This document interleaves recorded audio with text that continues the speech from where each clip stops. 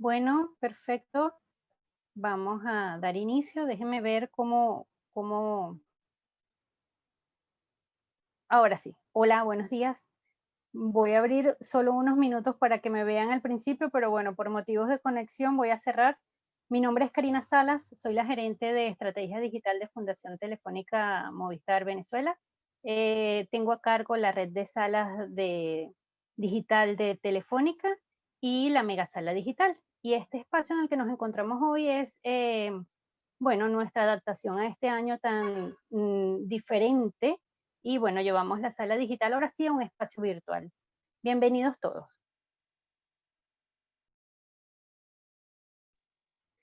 A ver, buenos días a todos los asistentes conectados con nosotros hoy para reflexionar y debatir sobre aquellos temas que hemos enfrentado este año tan peculiar y lo que nos puede deparar los tiempos venideros. Como espero hayan podido participar en algunos otros capítulos de reflexiones anteriores, sabrán que desde Fundación Telefónica Movistar estamos preparados para afrontar el reto de la transformación digital global. Para ello, hemos hecho énfasis en el uso de la tecnología como hilo conductor en un mundo lleno de posibilidades. En el 2020 creamos este espacio al que llamamos Reflexiones, analizando el presente, repensando el mañana. Un foro de pensamiento donde se ha analizado la experiencia cercana de este mundo post-COVID-19. Hemos conversado de la propiedad intelectual del contenido digital, la educación a distancia, del nuevo entorno laboral y los retos del liderazgo a distancia. Hablamos de gastronomía y de las oportunidades de negocio que presenta este nuevo entorno, de los entornos hospitalarios y de las TIC, sobre todo de la experiencia de aquellos hospitales que forman parte de la red de salas digitales, del papel de las mujeres venezolanas de hoy día, que lo hablamos recientemente, y de lo poderoso que es el aprendizaje de las TIC, sobre todo para emprender. Y no menos importante, hemos tenido varios espacios de acercamiento a la poesía desde varias visiones de la mano de la poetesa. Por eso, como cierre de este ciclo, hemos querido congregar a un panel de representantes de 4 áreas fundamentales para Fundación Telefónica Movistar: salud, cultura, educación y trabajo. Cada uno de nuestros invitados conversará desde su experiencia de esta época pospandémica y de la perspectiva que visualizan en un corto plazo. Nos complace presentarles a Alicia Ponte Sucre de la Universidad Central de Venezuela, a Humberto Valdivieso de la UCAP, a Francisco Blanco de la Universidad Monte Ávila y a Diana Hernández por la Fundación Trabajo y Personas, quienes nos llevarán de la mano en este camino que vamos a hacer en breve. Por tanto, les voy a presentar a nuestra primera participante. Alicia Ponte Sucre, doctora en Ciencias, mención Farmacología, y profesora titular de Fisiología de la Facultad de Medicina de la Universidad Central de Venezuela. Además, es miembro correspondiente de la Academia de Ciencias Físicas, Matemáticas y Naturales de Venezuela e investigador invitado de la Universidad. Ay, Alicia, eso sí lo vas a tener que pronunciar tú porque no quiero equivocarme con esto en alemán. En instituciones de misiones de la ciudad de... A ver, Alicia, ayúdame. Würzburg. Gracias, de Alemania. Bienvenida, Alicia. Gracias por acompañarnos hoy. Por favor, comencemos. Por favor. Oportunidad, empatía, compasión, esperanza, ciudadanía responsable, modelo de vida, educación, salud pública. Estos conceptos, todos, están arropados por la COVID, que es una enfermedad física, pero además es una situación global compleja que solo puede resolverse si se implementan medidas múltiples a corto, mediano y largo plazo. Y de hecho, hace 10 meses cuando empezó la pandemia para Venezuela, empezó un poquito antes para otros países, la incertidumbre ocupaba todos los espacios de nuestros pensamientos y las decisiones que debíamos tomar tenían inevitables consecuencias que generan temor debido a esa incertidumbre. Pero no podemos olvidar que cada acto de nuestra vida está signado por la incertidumbre, porque cada vida es una historia de supervivencia. de experiencias que resolvemos con sabiduría a cada instante, a pesar de esa incertidumbre.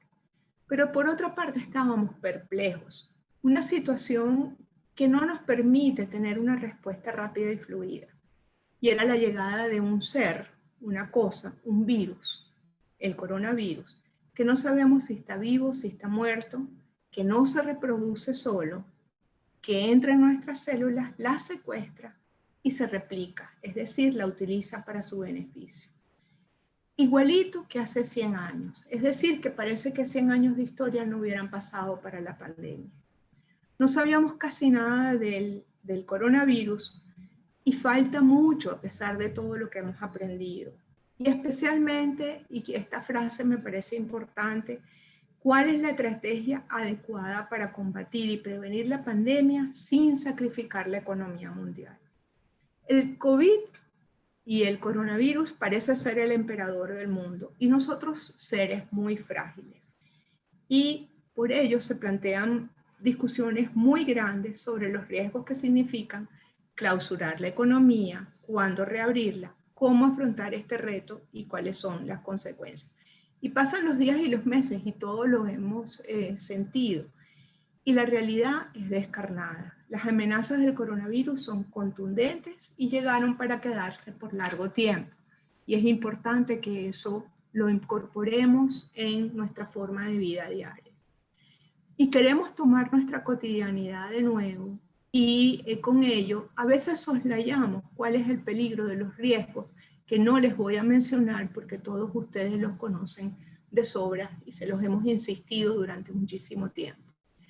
Lo que es verdad es que antes de la pandemia nuestro entorno tenía un sentido muy importante relacionado con el contacto físico y emocional con los otros. E incluso estar enfermo era otra cosa.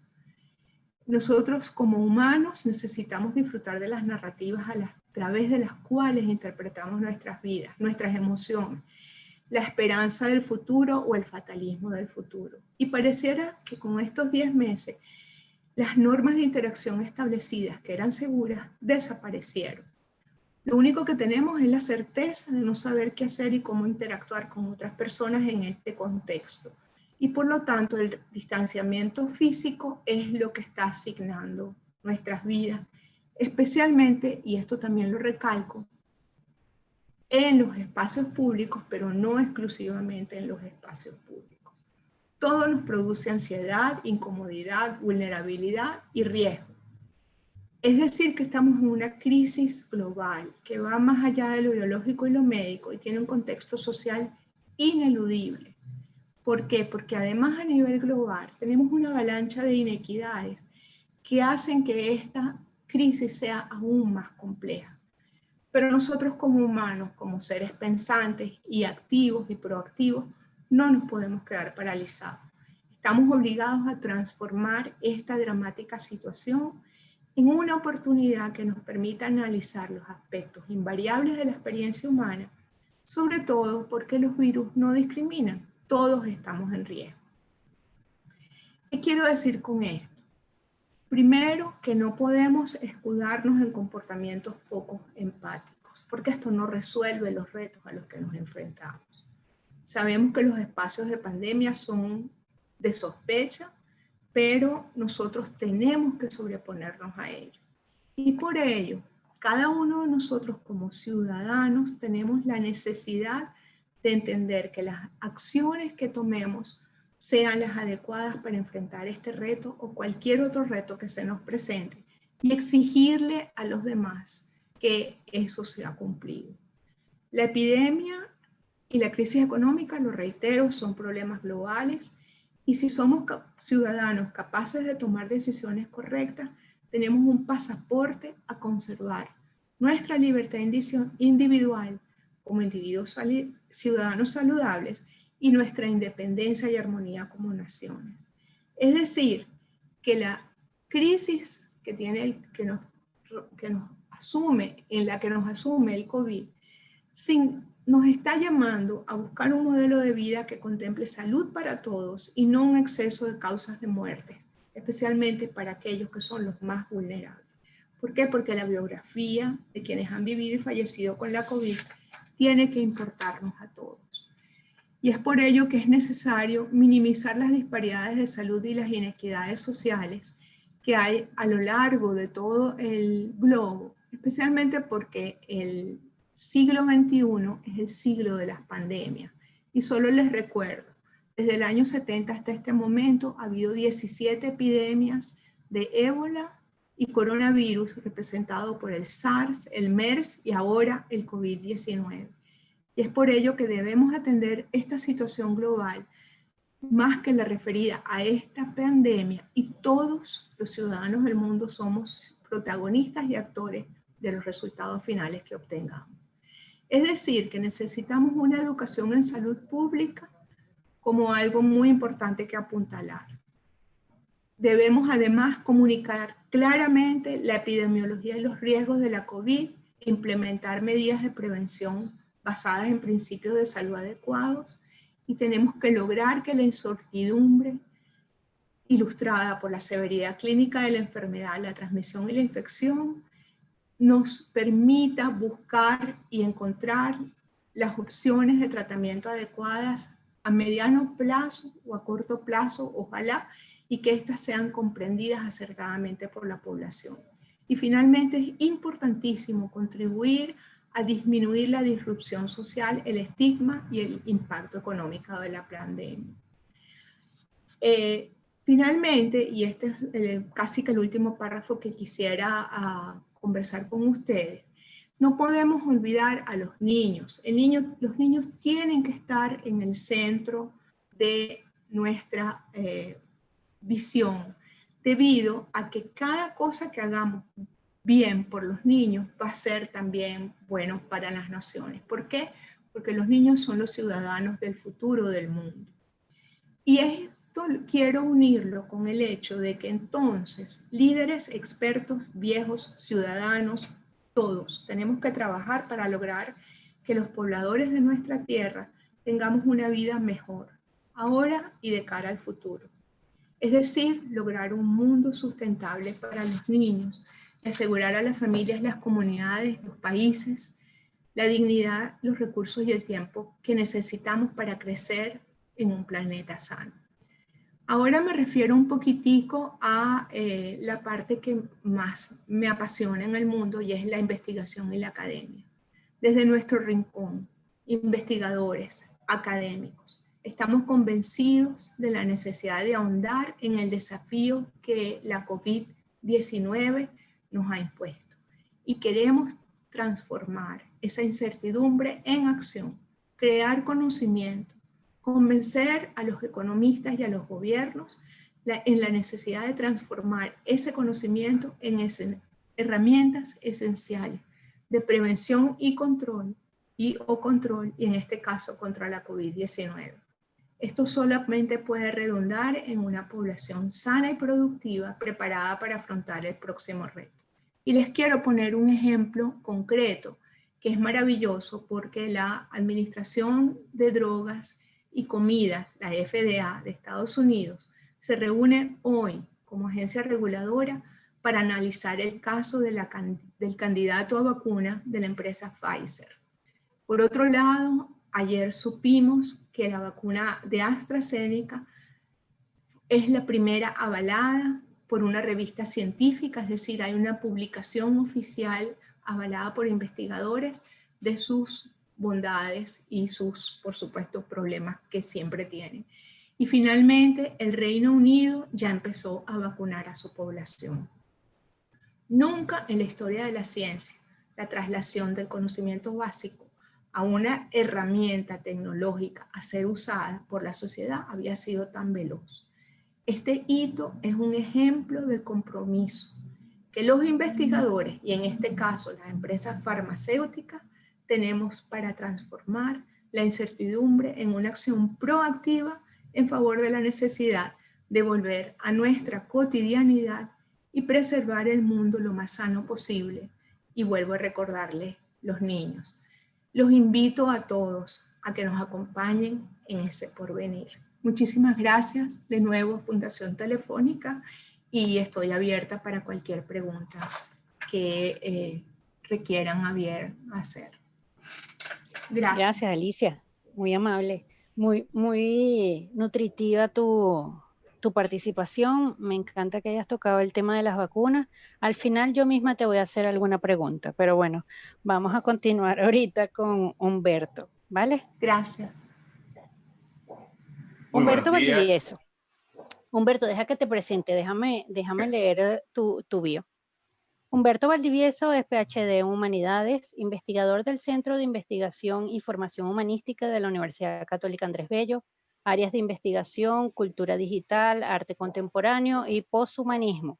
Profesor de Filosofía Contemporánea y Teórica Literaria, curador de arte contemporáneo en el Centro Cultural de la UCAP, miembro del Consejo Editorial de las revistas Comunicación del Centro Gumilla y Anuario ININCO de la UCB. Miembro del International Association of Art Critics, miembro de la Junta Directiva del Espacio Ana Frank y del Comité de Cultura del Centro Venezolano Americano. Aliado del Proyecto Cultura Digital de Fundación Telefónica Venezuela, es decir, que es de la casa. Autor de libros de arte y diseños publicados en Venezuela, México e Italia. Su última publicación ha sido el libro La movilidad del presente, estética, espacio y tiempo en la contemporaneidad, autor de artículos académicos. Bienvenido, Humberto, como eres de la casa, son todos tuyos. Gracias. Muchísimas gracias. Bueno, muy honrado de participar en este foro con pues, otros profesionales y académicos brillantes. Me siento honrado por ello y por estar, bueno, de nuevo con todos mis amigos de Fundación Telefónica, que es extraordinario. Yo voy a compartir pantalla para poner de fondo el último proyecto, de hecho, que hicimos entre la UCAP y Fundación Telefónica, mientras hablo para ilustrar un poco la disertación, y voy a apagar la cámara para tener mejor internet. Muy bien, bueno, les digo, este proyecto se llama Next, Imaginar el Postpresente. Lo hicimos entre Fundación Telefónica y la UCAP, con nuestros aliados culturales, Incubadora Visual, Agua y Hacienda La Trinidad, que por cierto es lo que llamamos el secadero virtual de Hacienda La Trinidad. Bueno, participaron varios artistas. Sin embargo, simplemente lo voy a tener para ilustrar, pero les voy a hablar del tema que nosotros nos propusimos hoy. Este ha sido un año, pues, como todos sabemos, muy particular y que ha tenido distintas etapas en el área de la cultura, y eso es muy importante tomarlo en cuenta.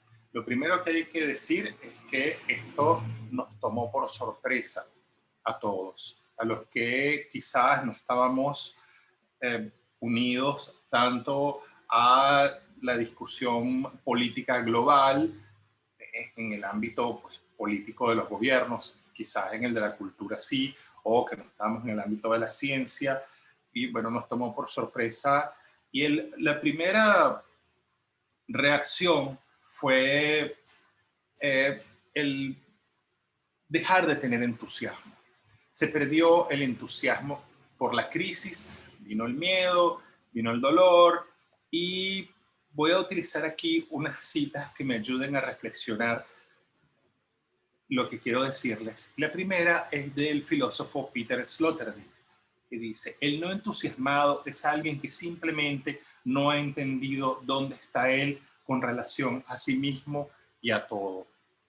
Y ese no entusiasmado fuimos nosotros durante un tiempo, cuando se comenzaron a cerrar los museos, por prevención, los centros culturales, y las personas quedaron un poco a la deriva, quizás contando más con la actividad cultural que se generó propio de la sociedad civil, que ahí inició un entusiasmo distinto. Se comenzó a transformar esa falta de entusiasmo por, bueno, esos encuentros ciudadanos que se dieron espontáneos, la gente cantando de los balcones, los artistas en internet dando conciertos gratis, conferencias, foros, y comenzó una avalancha extraordinaria en ese momento que nos hizo, o que nos recordó que nosotros, nuestro fin último, el fin último de la cultura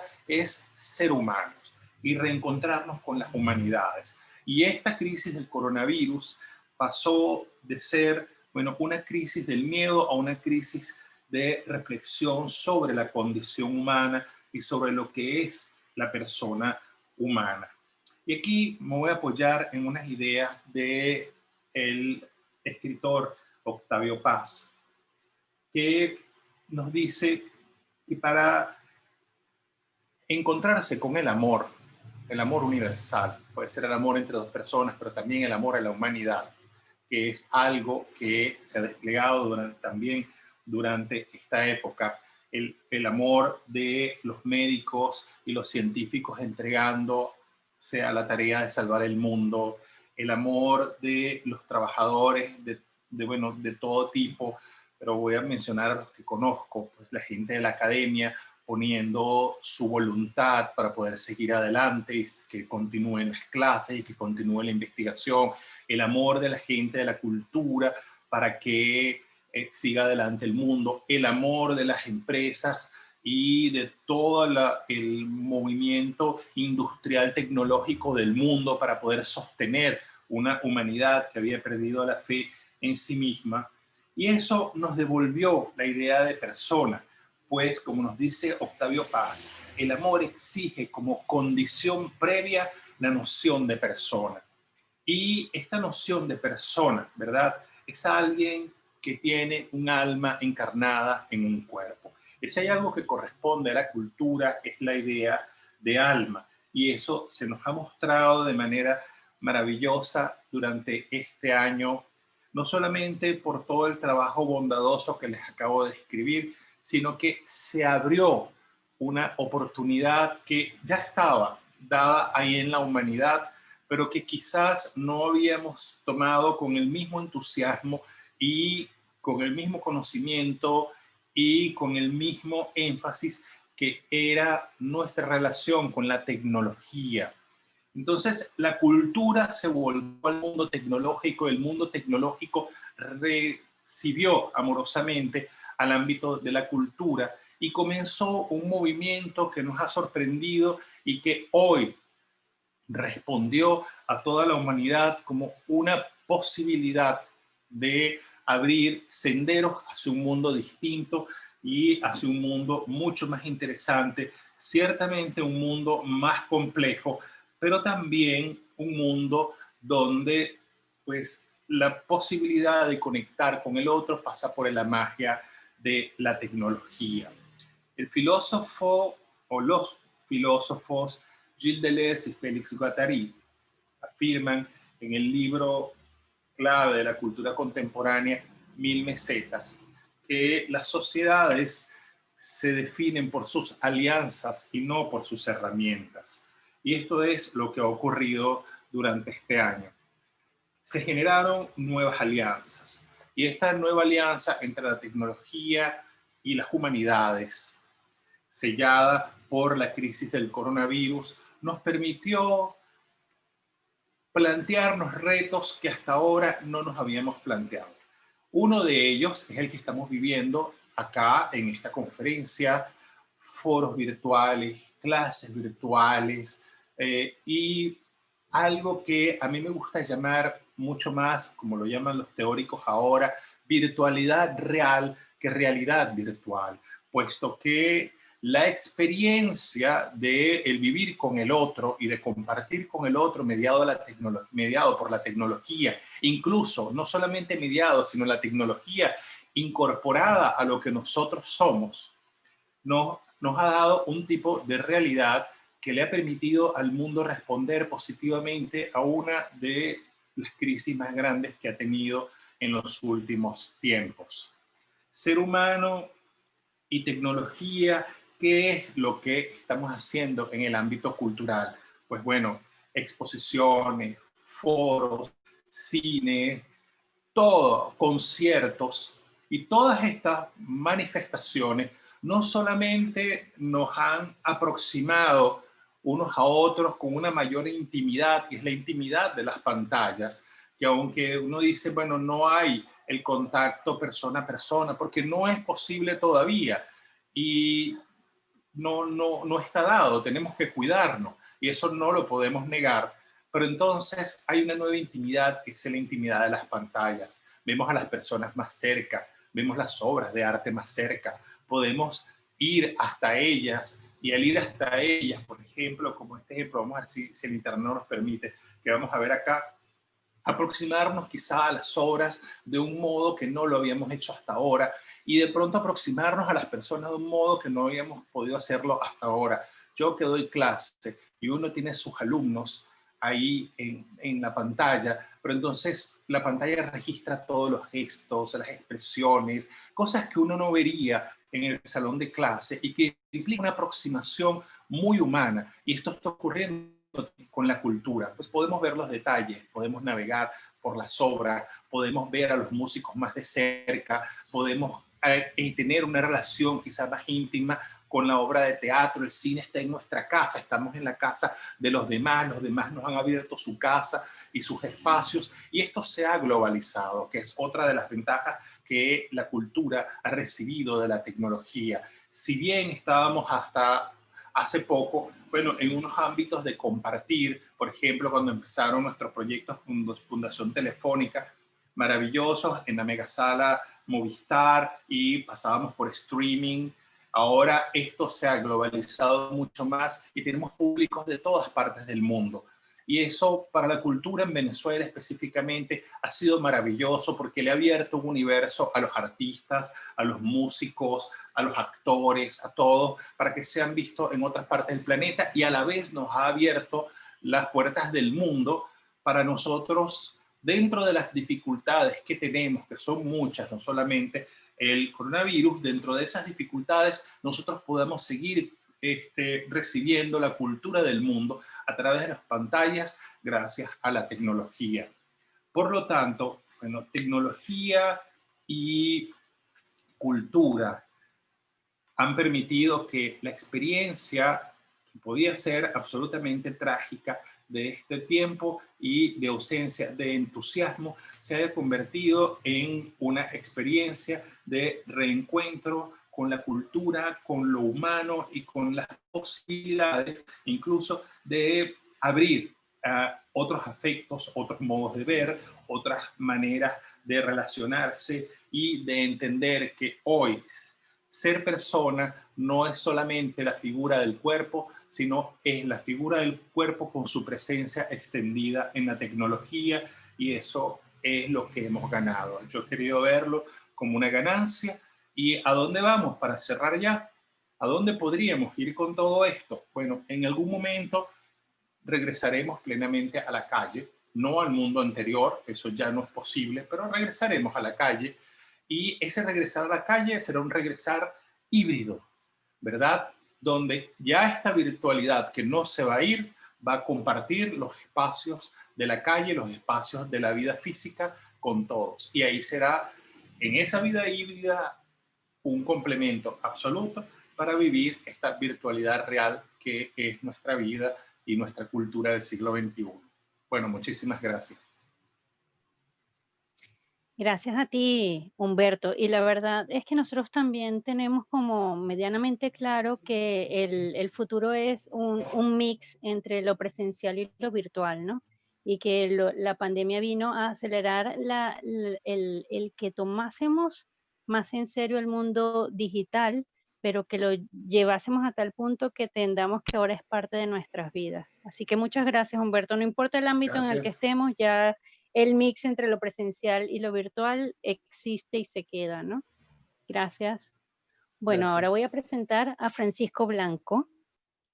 Francisco Blanco es bachelor en Filosofía de la Universidad Pontificia Salesiana de Roma, especialista, voy a ver si está bien dicho, Educomunicación de la Universidad Central.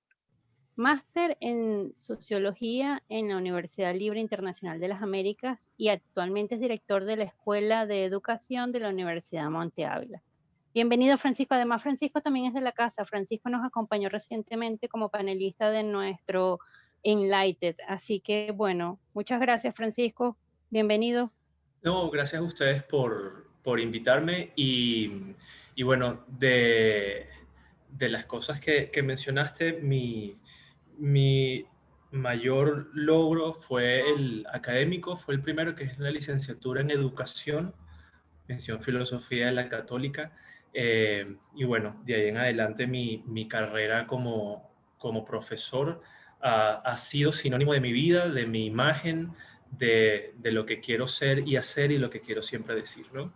Primero que nada, antes de comenzar como mi reflexión y mi aporte a este evento, de verdad quiero comentarles que me siento muy honrado de estar acá compartiendo con personas que han hecho tanto por nuestro país y que tienen ese germen que tanto nos falta como sociedad, ese germen del trabajo, ese germen de la alteridad, de ver al otro a los ojos, como decía el profesor Valdivieso, con esta oportunidad que ahora nos dan las cámaras de vernos realmente, bien, y entrar en la intimidad de nosotros mismos, ¿no?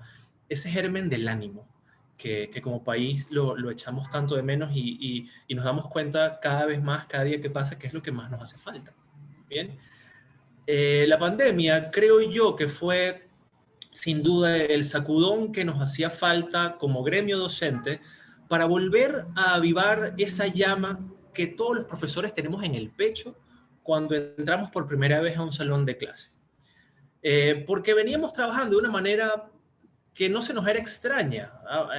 Andábamos en esa dinámica de la costumbre y por eso a lo mejor capaz en la dinámica del desánimo, en esa clepsidra que va bajando al desánimo, ¿no? Y a pesar que la situación educativa en Venezuela no escapa, creo yo, a la realidad de otros lados del mundo, porque tristemente es común ver en distintas latitudes la deserción escolar, es común escuchar en distintas partes del mundo instituciones en mal estado, profesores mal pagados. Bien, muy a pesar de eso, la educación no paró. Y en la medida de las realidades de cada uno, los colegios continuaron, las universidades no pararon y cada centro de estudio se las inventó para continuar su trabajo. Escuchamos ya en los primeros 2 meses de pandemia cómo se iban cerrando distintos gremios y cómo se tenían que reinventar y empezó a ponerse otra vez de moda la palabra resiliencia y reingeniería en distintos estratos de la economía, pero la educación se mantuvo, ciertamente se cambió de plataforma, pero se mantuvo ahí. Y Venezuela no fue un caso aislado de eso. Bien, independientemente de las realidades de cada uno de los profesores, de cada uno de los colegios, de cada una de las universidades, que tienen los avatares que tienen y padecen sus propios padecimientos, que son más que conocidos ya por la opinión pública y por nosotros acá, continuamos. Y continuamos distinto. Y por eso es que yo creo que es vital que nos demos cuenta que en nuestro país no hay profesores. En nuestro país hay maestros. Porque el maestro de verdad nunca deja de aprender. Y mira que nos tocó aprender a dar clases online. Incluso dar clases online sin internet.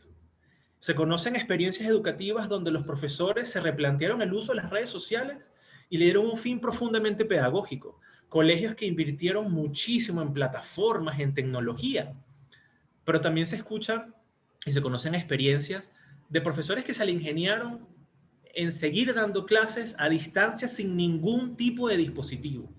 A dar clase a pie, a dar clase en bicicleta, sin ninguna conexión y de hecho sin ningún salón de clases. Y el colegio se mantuvo. Por eso es que en nuestro país no hay profesores. Amigos, en nuestro país hay maestros, porque el maestro de verdad se hace en su vocación, una vocación que versa en la siembra de la esperanza, porque nosotros como profesores sabemos que lo que sembramos hoy no lo vamos a poder cosechar. Serán otros que cosechen lo que uno sembró, pero ahí está la esperanza y la apuesta al futuro en cada uno de nuestros alumnos que quiere hacer algo de su propia vida. Porque también sabemos como gremio que la educación es la clave para el desarrollo del país. Y como gremio estamos a la altura de ese reto. Porque el maestro es valiente. Es tan valiente que no paró de trabajar. Tan valiente que se tuvo que salir a la calle en medio de una cuarentena. Tuvo que salir a encontrarse con sus alumnos en medio de una pandemia que hasta ahora es incurable. En nuestro país, en realidad no hay profesores. En nuestro país hay maestros porque entendemos nuestras carencias y buscamos, a pesar de toda lógica y posibilidad, actualizarnos y mejorarnos profesionalmente. Desde la Universidad Monte Ávila hemos sido testigos de eso. La universidad se ha tomado desde siempre muy en serio, desde la fundación como institución, el tema de la capacitación docente, y desde el comienzo de la pandemia se ha esforzado en ofrecer talleres de capacitación y en técnicas educativas multiplataforma. Y así también hemos ofrecido asesorías a colegios de realidades absolutamente distintas a la nuestra. Y desde la Facultad de Educación hemos generado espacios de encuentro en donde tratamos de comentar y difundir buenas prácticas. Y el común denominador siempre es el mismo. Un educador que está dispuesto a aprender. Un educador que está dispuesto a comenzar desde cero, con tal de que sus alumnos lo sientan cerca, con tal de que sus alumnos estén aprendiendo. Por eso, amigos míos, es que creo yo que en nuestro país no hay profesores. En nuestro país hay maestros. Maestros que se dan a sus alumnos, que tratan de soñar sus mismos sueños, que tratan de sufrir sus mismos padecimientos. En nuestro país hay maestros porque estamos dispuestos a morir de hambre por nuestro sueldo, pero sabemos que eso vale la pena porque nuestros alumnos aprenden el ABC. Muchísimas gracias. Gracias, Francisco. Realmente muy emotivo porque entender esa diferencia entre profesor y maestro y ver que los venezolanos somos capaces de cambiar el contexto con tal de llegar al otro, de eso que hemos estado conversando tanto Humberto como tú, de el referirnos al otro y reconocerlo a él y reconocernos en el otro. Eso es extremadamente importante, es una de las cosas más bonitas. Sin duda. Gracias, Muchas cariño. gracias. Voy ahora a introducir a Diana. Diana Hernández es licenciada en Contaduría Pública con máster en Gerencia Empresarial de la Universidad Central de Venezuela, doctoranda en Gerencia de la misma universidad, experiencia en el área de gerencia en el sector universitario y del sector de las organizaciones de desarrollo social, especialmente en el impulso de programas y proyectos multisectoriales, directora del Desarrollo Institucional de Trabajo y Personas. Diana, bienvenida, gracias por acompañarnos esta mañana. Muchísimas gracias, Karina, y gracias a todo el equipo de la Fundación. También activé la cámara unos segundos para saludarles, para desearles un maravilloso día, que para mí ya lo está haciendo solo con esta oportunidad de estar acá compartiendo con ustedes. Voy a proceder a compartir pantalla. Vamos a ver, un momentito.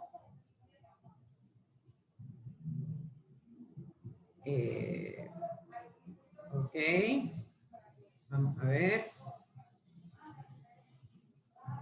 Karina, por favor, me avisa si están viendo en este instante la pantalla. Se ve, está perfecto, ya está Perfecto. en full.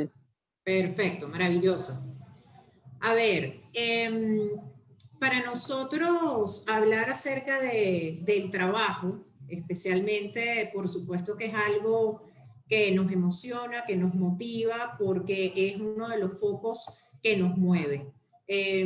Por eso nos llamamos trabajo y persona. Tenemos dos claves que son nuestros motores para trabajar y hacer todo lo que hacemos día a día. Especialmente para trabajo y persona, nos mueve el hecho de promover el valor del trabajo y así la dignidad de la persona mediante la formación en oficios con una visión emprendedora.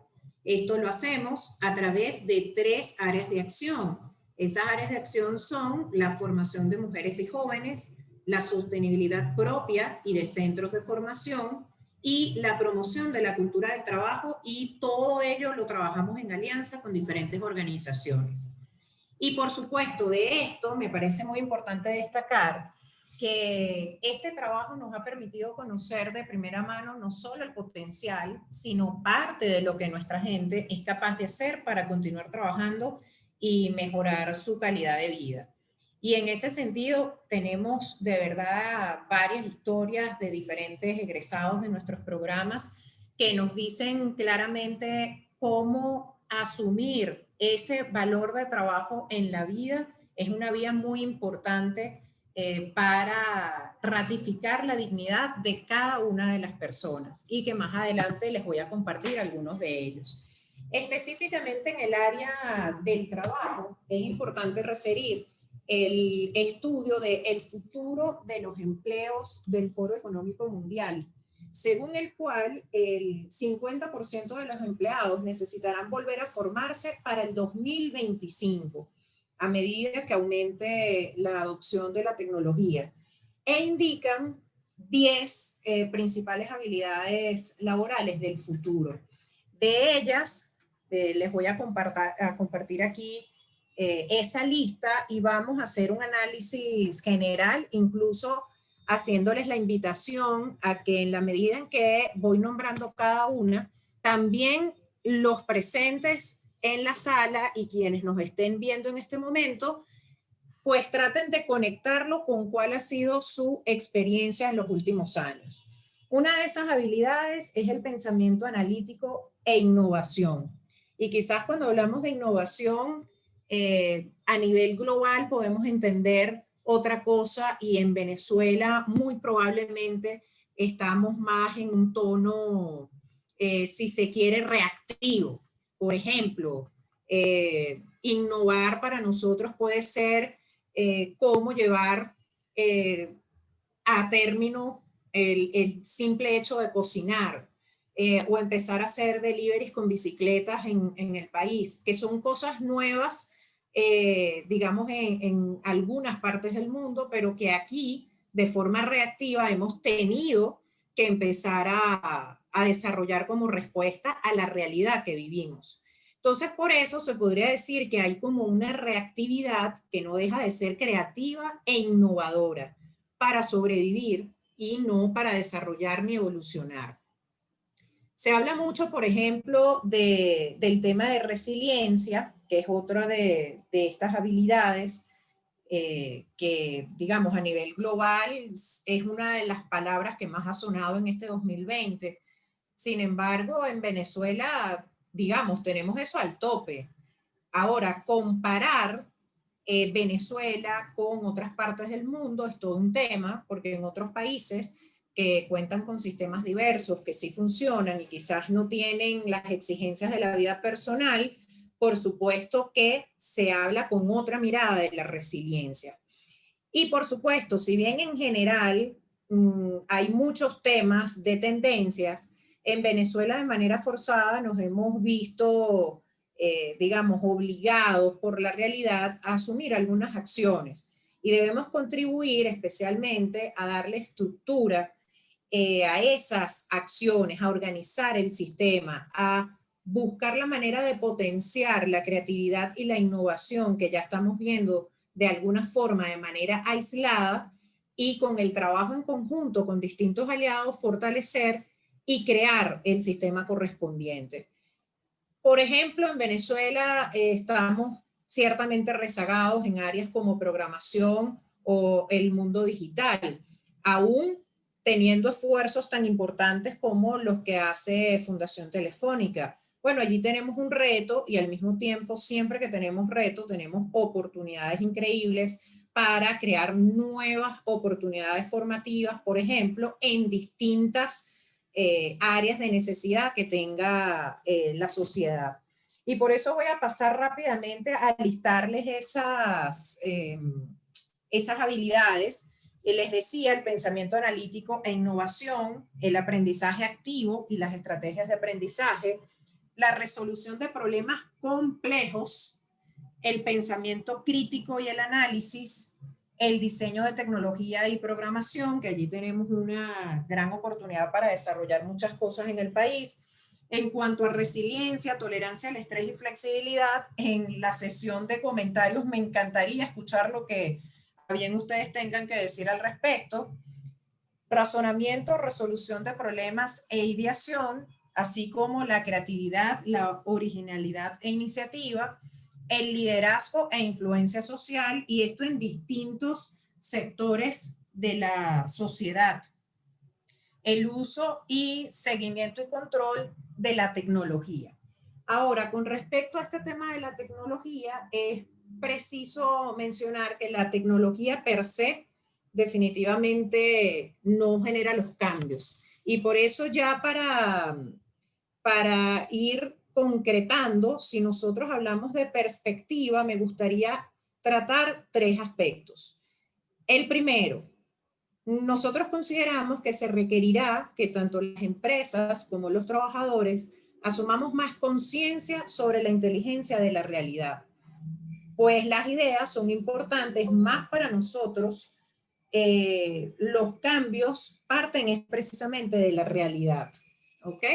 De manera que este tipo de miradas importantes, que de hecho es uno de los factores claves de nuestro programa de formación y de nuestra metodología llamada Emprender 360, es fundamental. Repito, las ideas son importantes, pero para nosotros esa visión de la realidad, del autoconocimiento, es fundamental, porque luego de allí es que se gestan las ideas y se realiza lo necesario para concretarlo.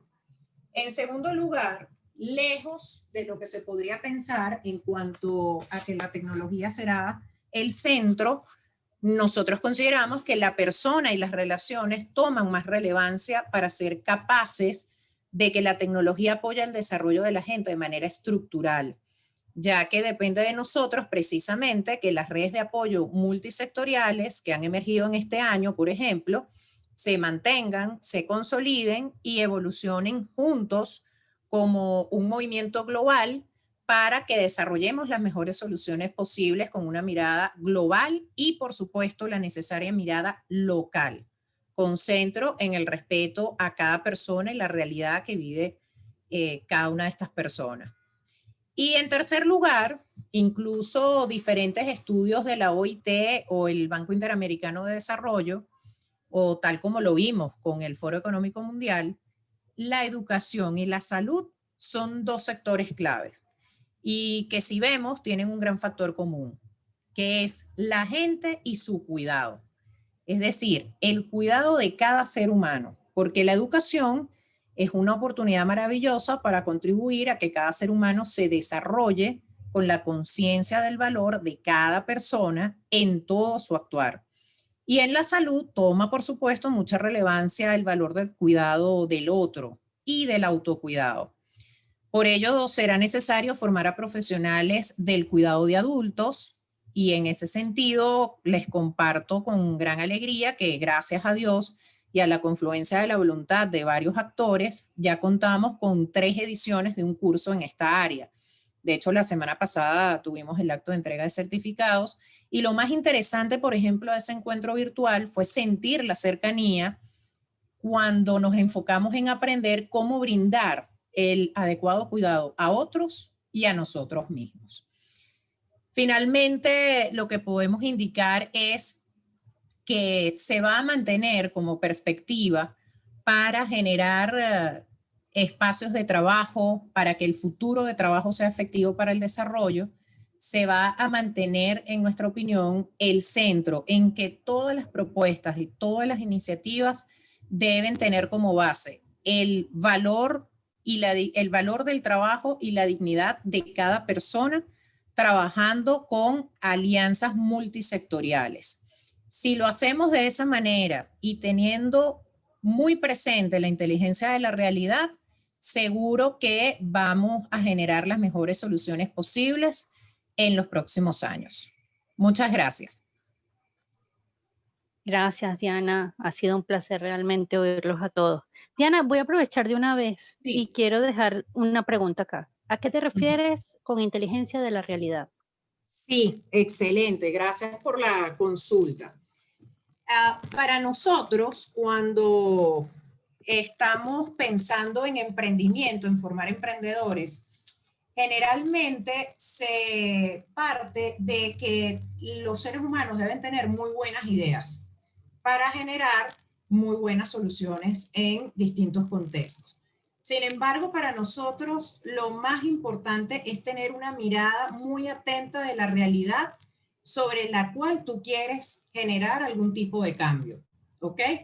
Eso implica, esa mirada, esa inteligencia de la realidad implica que veas cuál es la situación que se está presentando y realmente cuál es el impacto que tiene esa situación en las personas que viven esa realidad y cuál es la perspectiva de los que están allí involucrados en esa realidad.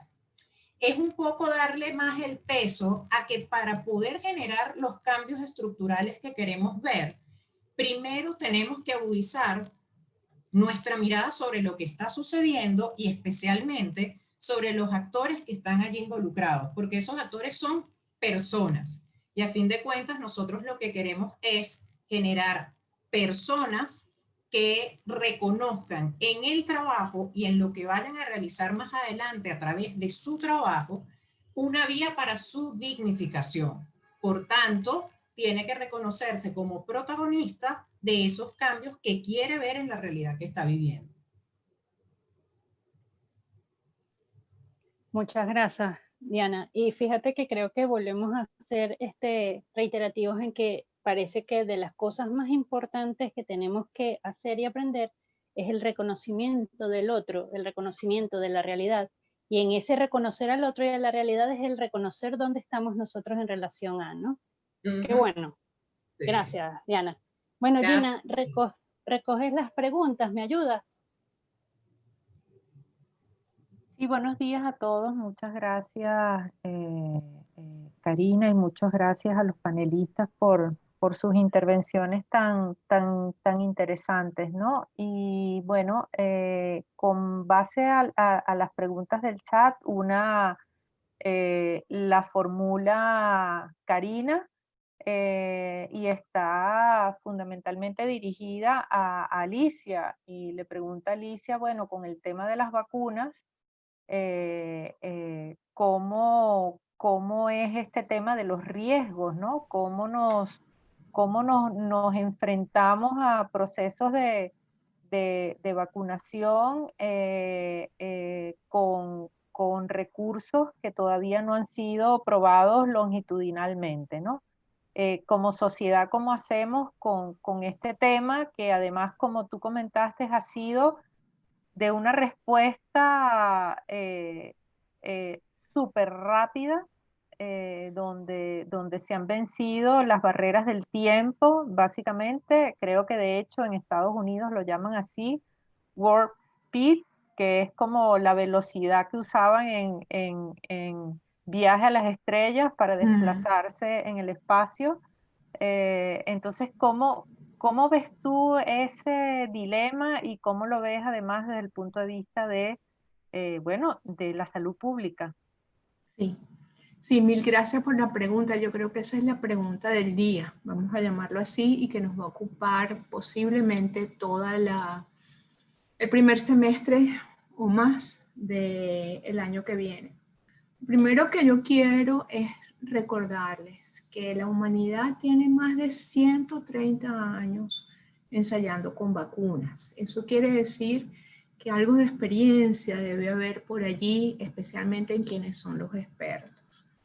Y es importante también entender que las normas que hay hoy en día de bioseguridad y de ética son extremadamente precisas, y que cualquier evento que nos lleve más allá de pasar un límite o un umbral, estoy segura de que se traduciría en el retiro inmediato de la vacuna. Eso es lo primero que quiero mencionarles. Y después lo segundo que quiero mencionarles es que podríamos pensar igual con las quimioterapias, por ejemplo, contra cáncer. quizás no ahorita que son un poco más dirigidas, pero sí hace unos 30, 40 años, las quimioterapias eran un poco complicadas y de todas maneras la persona corría el riesgo de utilizar esa quimioterapia porque había un X porcentaje de éxito que era suficiente como para que esa persona dijera, voy a asumir ese reto. De nuevo tenemos la incertidumbre entre nosotros. Y yo les quiero aclarar además que la eficiencia de todas las vacunas que se están evaluando a nivel internacional en este momento, al menos lo que está publicado, dice que son extremadamente eficientes y confiamos en que eso es así. Y debemos recordar también que hay decenas de miles de personas que han actuado como voluntarios para estos ensayos clínicos de fase 3. De tal manera que hay cierta seguridad en que los eventos secundarios pues posiblemente van a tener un porcentaje muy bajo. Sin embargo, no podemos olvidar, entiendo que Estados Unidos va a vacunar en su primera fase a unos 20 millones de personas. Si tenemos un 1% de efectos secundarios, estamos hablando de aproximadamente unas 100.000 personas, y eso es un universo grande. ¿Qué tipos de efectos secundarios vamos a ver? Creo que todavía no podemos ponerle nombre y apellido, y yo sería muy cautelosa en ello, pero yo creo que las empresas, las agencias reguladoras están siendo muy cuidadosas en lo que están aprobando. Y por supuesto, como sociedad, y lo comentaba en lo que les mencionaba anteriormente, como ciudadanos tenemos que estar atentos y reclamar si las cosas no salen bien. Pero si me preguntan a mí, yo me pondría la vacuna. No voy a comentar cuál u otra debido a que no quiero entrar en esa discusión que podría llevarnos por un camino un poquito escabroso, pero ciertamente yo creo, especialmente si somos población de riesgo por edad, por comorbilidad, porque trabajamos en el área de salud, es importante que estemos vacunados, porque si estamos vacunados estamos protegidos para poder ayudar a los demás. Es mi respuesta. Gracias. Gracias, Alicia. Sí, al final digamos, el bienestar del colectivo se impone, ¿no? Ante estas posibles incertezas que podemos tener además a nivel como individual y particular. Te agradezco mucho la respuesta. Además, entra dentro de ese como entorno incierto del que tú hablabas, ¿no? Que muchas veces nos toca también entender que la incertidumbre es una parte constitutiva, ¿no? De la realidad, y eso nos da como mucha más fuerza a enfrentarla. Te agradezco mucho tu respuesta, Alicia. Hay una pregunta adicional Sí. en el chat, hay varias, ahí está una para Humberto.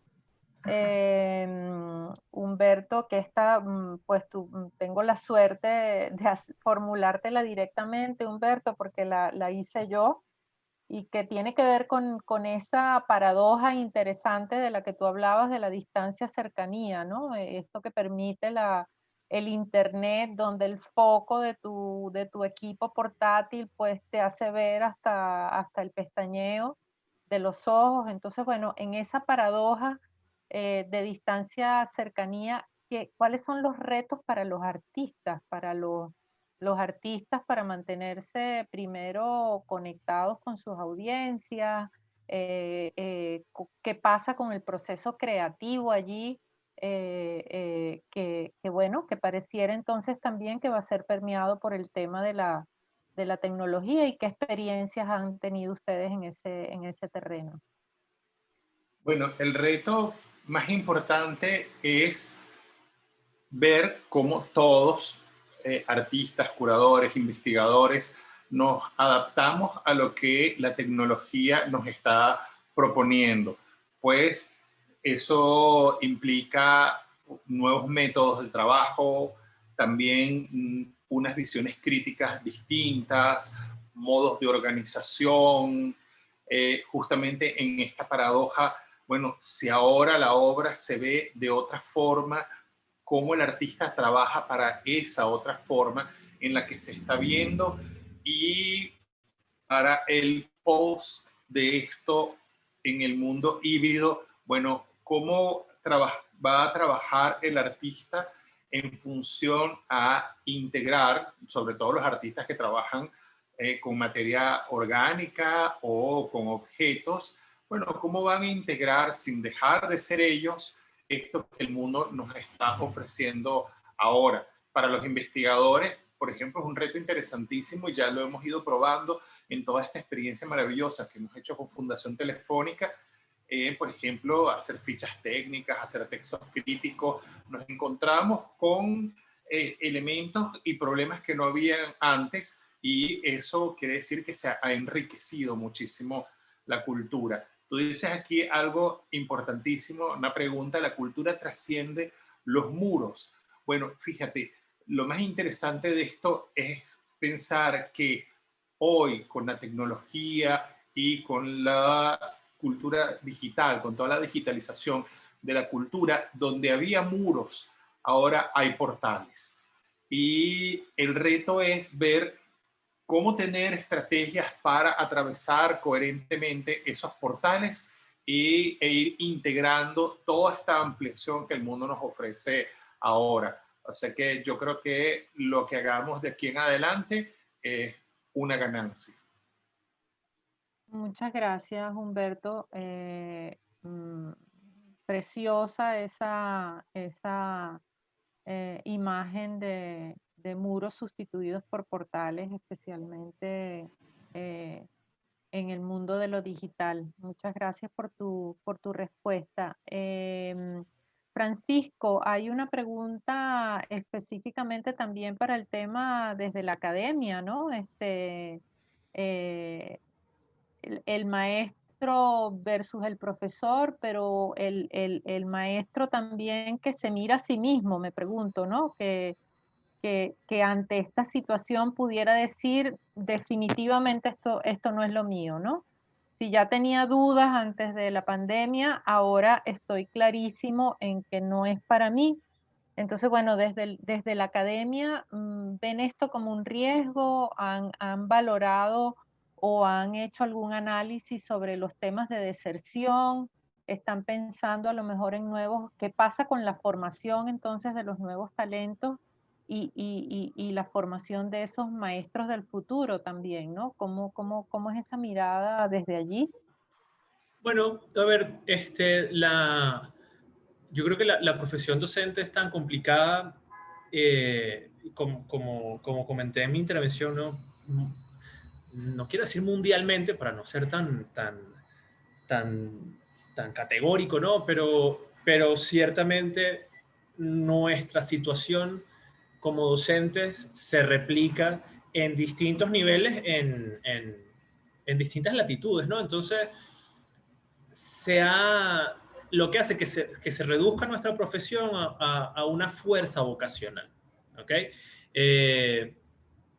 Y como nuestro país es tan retador en cuanto a eso, con todas las vocaciones y todas las profesiones que hacemos vida acá en nuestro país, las personas que decidimos apostar por esto, ha sido tan retador la realidad que bueno, la pandemia, yo no creo que fue la gota que rebasó el vaso. Un profesor que no estaba muy seguro de si seguía o no en este trabajo, su día a día previo a la pandemia le ha demostrado o le ha puesto demasiadas trabas, o las trabas suficientes como para tomar su decisión, ¿no? Entonces, claro, lo que ha pasado y los que hemos visto desde la universidad es que esta pandemia fue un renacer vocacional, porque nos dimos cuenta que teníamos que empezar desde cero, lo que fue una oportunidad maravillosa para los que la supimos ver así, ¿no?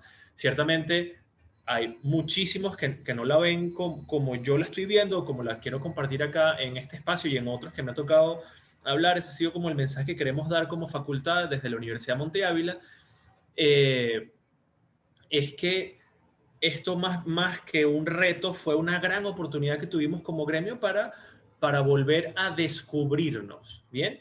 De cara a la formación de nuevos profesores, bueno, sin duda nos dimos cuenta de una vez por todas que todo el tema de las multiplataformas es básico para un buen docente. Si para cuando yo estudié la carrera era necesario que el profesor supiera cómo manejar el espacio en un pizarrón, por ejemplo, ahorita es más que vital que un profesor sepa toda la suite de programas de edición no lineal de video, de audio, de imagen, que sepa el lenguaje mediático, que sepa de medios, que sea más educomunicador, ¿bien? De manera que pueda responder a todas las necesidades que le plantea la realidad, más allá de lo que quieran sus alumnos, porque también nos dimos cuenta que, por ejemplo, en nuestros muchachos en Venezuela, si bien tienen el acceso a la tecnología, carecen o adolecen de educación para el trabajo, de la organicidad que se necesita, de la laboriosidad que amerita trabajar desde casa. Entonces, hace falta una buena alfabetización mediática en ese sentido, y yo creo que la educación tiene que apuntar ahora en ese sentido, ¿no? Y por ahí.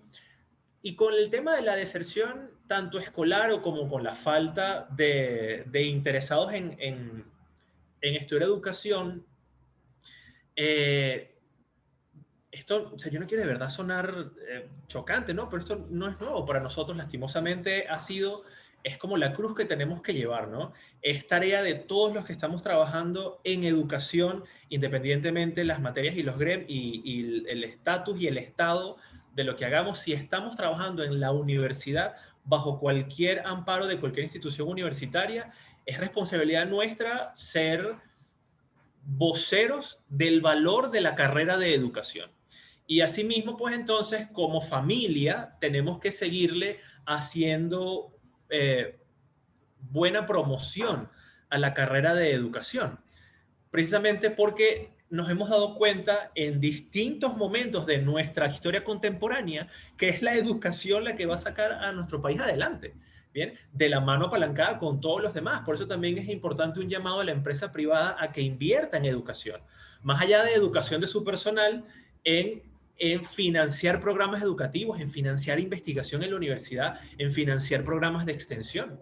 ¿Bien? Y de esa manera, pues entonces vamos a seguir adelante. Y por último, para no extenderme tanto, quiero comentar algo muy curioso que me pasó conversando con un profesor en Chile, que es el director de la Escuela de Educación de la Facultad de Educación de la Universidad de Santiago. Él decía, mira, es que en verdad el problema que tienes tú en tu universidad es el mismo que tengo yo, porque a lo mejor en la Monte Ávila se inscribieron, como de hecho se inscribieron este año, en este semestre, en pandemia, 11 personas para la materia, para la Facultad de Educación, para estudiar nuestra carrera, y se mantienen y siguen. Entonces él decía, mira, en comparación con, por ejemplo, los ciento y pico que se inscribieron en comunicación social.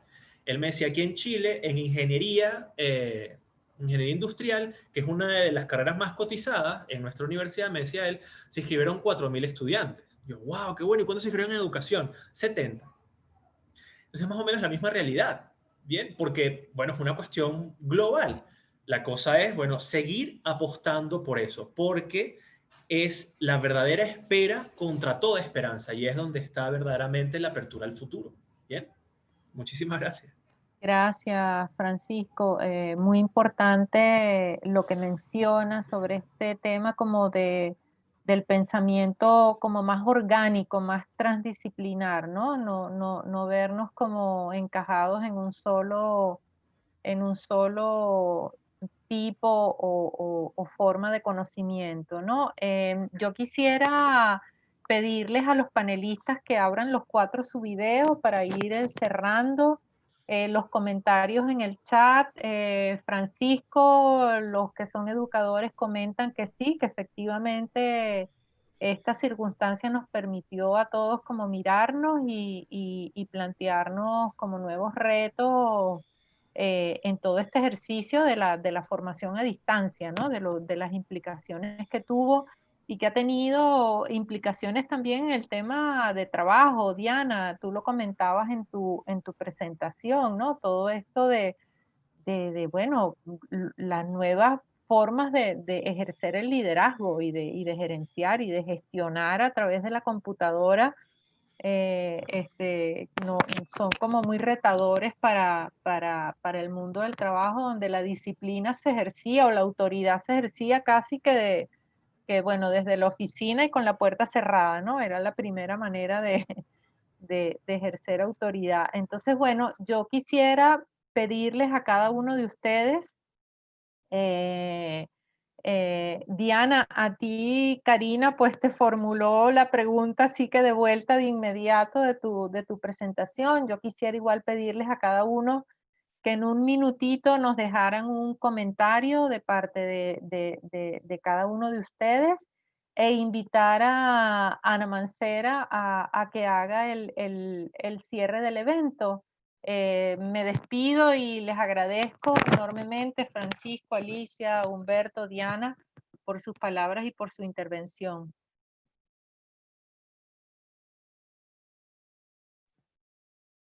En el orden que quieran. Alicia, tienes tu micrófono muteado, ¿puedes abrir tu micrófono? Ya lo abro. Sí, de nuevo muchísimas gracias Fundación Telefónica por el honor y por la honra de participar en este foro de cierre. Y yo quiero terminar con algo que quizás nos reúne a todos. Hoy hemos hablado de educación, trabajo y tecnología, salud y cultura. Y al final todos ellos son reflejo de lo que somos, un ser orgánico, completo, holístico, que tiene salud, que tiene educación, que usa la tecnología, no solamente las TICs, pero principalmente en este momento estamos usando las TICs, y que sin cultura no podemos trascender como humanos. Y eso pienso yo que es el mejor mensaje que podemos llevar con nosotros, que somos protagonistas de lograr que esas 4 cosas sigan adelante y nos permitan tener un mejor mundo.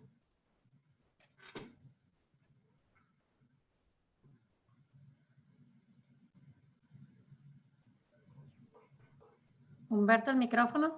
Perdón, sí, estaba en silencio. Invitaría a todo el mundo pues, a integrarse y a integrar la cultura a la tecnología, a confiar en los seres humanos que somos ahora y en vez de perder el entusiasmo, movernos hacia el entusiasmo de un mundo que se nos abre y que se nos ha dado una oportunidad a pesar de las dificultades y la crisis. Francisco, para llevar el mismo orden. Bien, sí, yo bueno, por supuesto agradecido con la Fundación Telefónica de haber pensado en mí para estos eventos y por darle un espacio a la Universidad Monte Ávila para también darse a conocer y conversar estos temas que son tan importantes, ¿no? Yo quisiera cerrar haciendo una invitación a que nos abramos al futuro, entendiendo que el futuro siempre tiene que ser esperanzado por su naturaleza potencial. Y tenemos que darnos cuenta que se pueden hacer las cosas en este país. Y somos testigos de eso porque estamos, de hecho, todos acá. Nunca va a ser fácil, pero tenemos que tener la plena confianza en ponernos de mano y de cara y de vista al futuro con el corazón abierto, ¿bien? Y asimismo, entonces, podemos seguir haciendo las cosas en conjunto, que yo creo que es la palabra clave que tenemos que empezar a pensar es en simbiosis, en apertura y en esperanza. Muchas gracias. Bueno, y para cerrar entonces me corresponde a mí. Yo quisiera decirles que tenemos el poder, tenemos la capacidad, porque ya lo hemos demostrado, de construir juntos las realidades que queremos ver. Y para mí la palabra que queda clara en el día de hoy como vigente para todos nosotros es precisamente la persona como centro de todo lo que hacemos, de nuestro trabajo, de las ideas que generamos, y estoy segura que vamos a seguir transformando realidades a través de nuestro trabajo en los distintos sectores en los cuales estamos. También me sumo a lo que ya nos decía Francisco sobre la esperanza, porque esa esperanza es esa llama que nos mueve todos los días a dar lo mejor de cada uno de nosotros. Nosotros desde Trabajo y Persona en el área del trabajo, Alicia desde el área académica de investigación, Francisco igual, Fundación Telefónica también apostando con la educación de distintas formas. Todos tenemos esa capacidad de contribuir, y creamos en eso, creamos en nosotros, porque estoy segurísima de que los protagonistas del bien común ya estamos y estamos trabajando y lo vamos a seguir haciendo. Gracias. Así es, Diana. Bueno, creo que llegamos al final, ¿no? La verdad, luego de agradecerles a cada uno de ustedes, nuestros 4 aliados, panelistas, amigos de la casa, solo decirles que qué mejor manera de hacer un cierre de nuestra serie de reflexiones con estas reflexiones de cierre. O sea, mejor imposible. Yo les confieso que yo me sentí como en casa, como cuando uno está en una reunión entre amigos, así en petit comité, de verdad, fascinada. O sea, cuando la profe Alicia empezó listando pues todas esos vocablos que nos listó, iniciando con incertidumbre, porque así iniciamos con la pandemia, yo me quedo con empatía y esperanza. Por supuesto que vulnerabilidad y riesgo había, pero después conecto con Humberto que dijo que hubo hasta miedo, o sea, hasta miedo sentimos, y es verdad.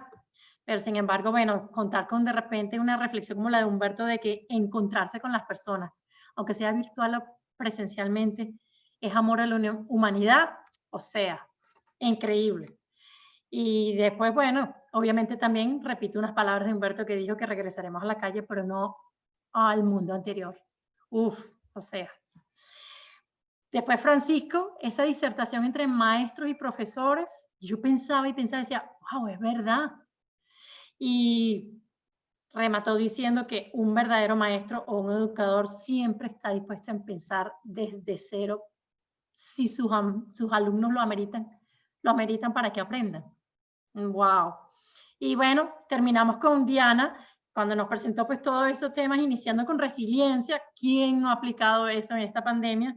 Pero cuando comentaste cosas como reactividad creativa e innovadora, o lo que te preguntó Karina, yo decía, wow, súper profundo, pero es que lo hemos evidenciado y vivido. Y sin embargo, remataste, Diana, diciendo que había que dar estructura a todas esas acciones porque no se podían quedar solo en esa filosofía, por decirlo así. Yo de verdad no me queda más nada desde Fundación Telefónica que agradecerles porque este ciclo ha sido largo. Agradecer por supuesto a Karina y a su equipo, a Gina y a todo el equipo de Opportunitas por todo el esfuerzo que hemos dedicado y que han dedicado sobre todo estos equipos de Fundación Telefónica de Opportunitas para lograr tener panelistas o ponentes como ustedes. Me les quito el sombrero. De verdad, mil gracias. Para no quitarle más tiempo, yo reconozco que yo no pude estar presente en todos, porque así como sucedió hoy, había momentos en que estaba en un evento de voluntariado y Karina estaba en reflexiones con otras ponentes y así. Pero cada vez que he tenido la oportunidad de no perdérmelo, no me los he perdido porque de verdad yo me los he disfrutado. Así que mil gracias a todos. De corazón, desde Fundación Telefónica se les quiere mucho y gracias a todas las personas que nos han acompañado también hoy y en los días anteriores. Muchísimas gracias. Karina. Sí, voy a reiterar que el día de hoy ha sido todo un lujo tenerlos a los 4 acá y oírlos ha sido maravilloso. He pasado 1 hora y unos minutos de realmente muy, muy satisfecha y oyéndolos que ha sido muy, muy, muy gratificante. Les doy las gracias nuevamente por haber aceptado y participado hoy activamente. Diana, gracias por estar al bate y la verdad ha sido extraordinaria la participación. Nuevamente son 4 aliados de la casa y bueno, cerramos este año maravillosamente. Agradecida entonces con todos ustedes y con todos nuestros oyentes, espectadores del día de hoy. Gracias. Humberto levantó la mano y Diana también. No sé si... Son unos fuertes aplausos, Ana No, María. son aplausos. Ah, Ustedes. aplausos a ustedes. Mil gracias. Gracias y lo mejor, vamos a construir un 2021 con bastante cosas buenas, estoy segura. Amén. Amén, así será. Gracias a todos. Abrazos. Bye. Adiós. Se les quiere.